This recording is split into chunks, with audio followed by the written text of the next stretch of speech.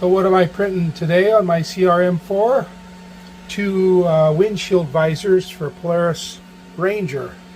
I've got the mount made up, and these are the actual sunshades. So there'll be two of them here on this large format printer. So looking forward to it. Well, making pretty good progress.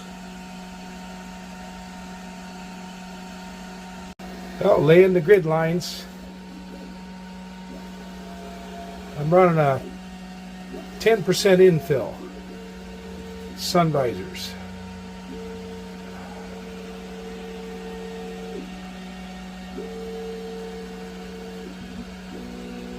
Oh, here it is, all done.